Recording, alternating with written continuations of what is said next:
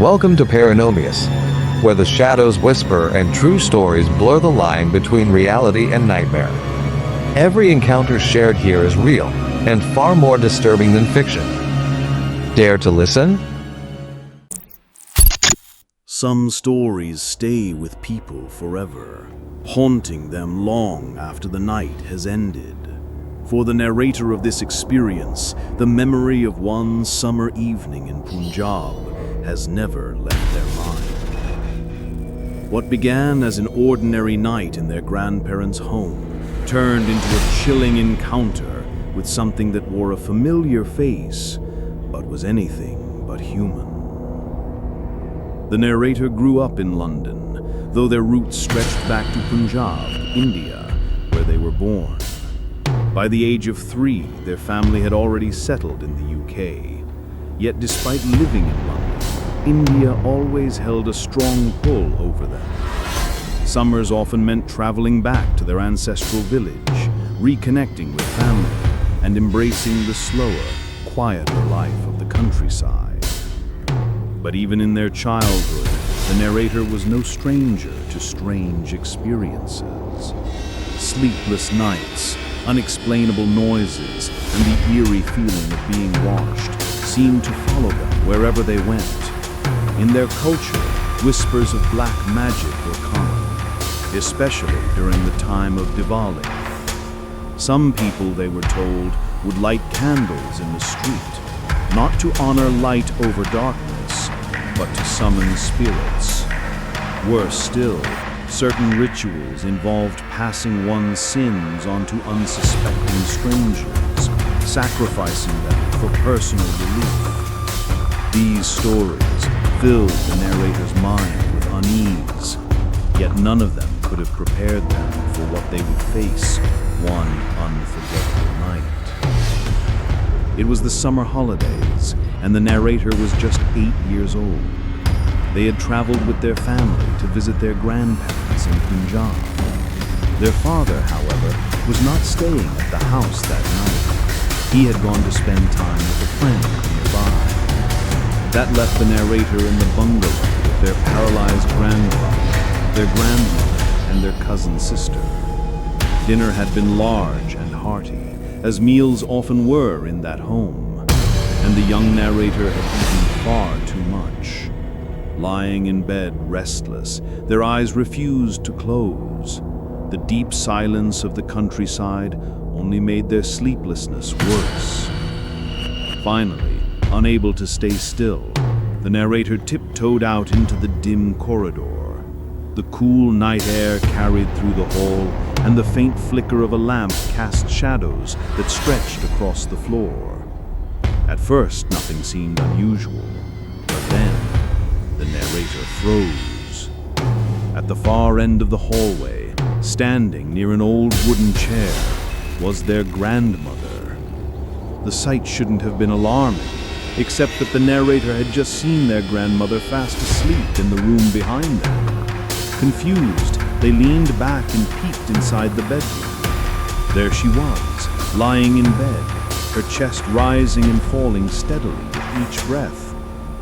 Yet when they looked forward again, the figure in the corridor remained. She looked identical. Same face, same build, same presence. But something was wrong. Her smile stretched unnaturally wide, and the stillness in her body carried a heavy, unnatural energy. The narrator's heart pounded in their chest, but curiosity pulled them forward. As they stepped closer, the figure spoke. "Do you want to come and play with the dolls on the balcony?" The voice was soft and coaxing, familiar, but off in a way that made the hairs on the back of their neck rise. Their real grandmother never invited them to play. She was always too tired, too busy. And yet something in those words made the narrator hesitate.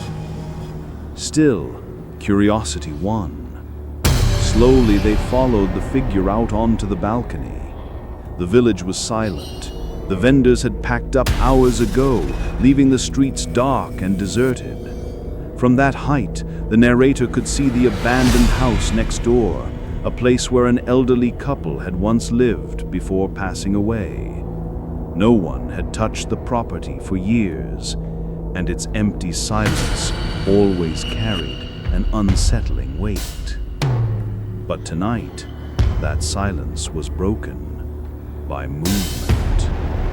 In the garden of the abandoned house stood the same grandmother figure.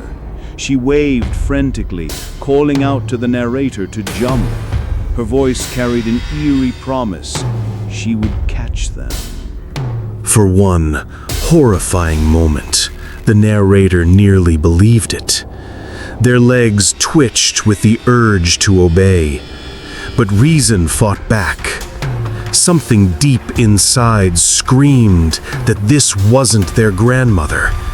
This was something else, something dark. Terrified, the narrator turned to leave the balcony, but before they could take more than a step, a violent tug yanked at their collar. Their breath caught as they spun around. The figure was standing there again, face identical to their grandmother's. But this time, the voice that escaped her lips was not her own. "You didn't listen to me," it snarled, guttural and angry. "Now you will be punished." Panic surged through the young narrator. They bolted back inside, slamming down the hall, racing into the bedroom where their real grandmother and cousin slept. Breathless, they shook their grandmother desperately, but she would not wake. No matter how hard they tried, her sleep was deep, impenetrable, almost unnatural. Even within the bedroom, the heavy presence remained. The air grew thick, suffocating with dread. Eventually, exhaustion forced the narrator back into bed, though their eyes refused to close. Fear kept them alert, searching every dark corner of the room. And that is when they saw it. Near the cabinet, a figure emerged from the shadows. Its body twisted unnaturally, limbs bent at impossible angles. Long, dark hair framed a face painted blue, its tongue lolling grotesquely from its mouth.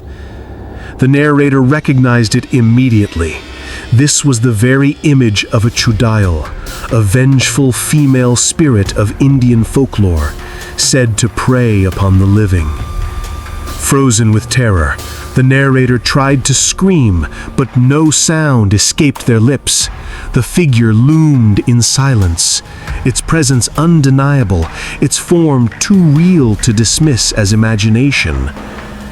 And then, everything went black. Whether from sheer exhaustion, shock, or some merciful force of the mind, the narrator slipped into unconsciousness. By the time morning came, the house looked ordinary again. Sunlight streamed through the windows, burning away the shadows of the night. But the memory lingered like a scar carved deep into the narrator's mind. They never told anyone, not their grandmother, their cousin, or even their father. The fear of disbelief, of being dismissed as a child with an overactive imagination, silenced them. Yet to the narrator, the experience was real as the balcony where they almost leapt, as real as the tug on their collar, as real as the twisted figure with the blue painted face. Now, at nearly 18 years old, the narrator reflects on that night as one of the most terrifying encounters of their life. They had grown up hearing stories of black magic, whispers of rituals meant to lure or harm. But living through something like that changed everything. The figure that wore their grandmother's face, the coaxing words, the anger when they resisted. It all seemed like a calculated attempt to deceive and destroy. Perhaps it was tied to the abandoned neighbor's house, lingering spirits hungry for life. Or maybe it was something older, something darker, simply waiting for the right moment to strike. Whatever it was, the narrator has never forgotten. Some scars fade with time, others, carved by fear, remain forever.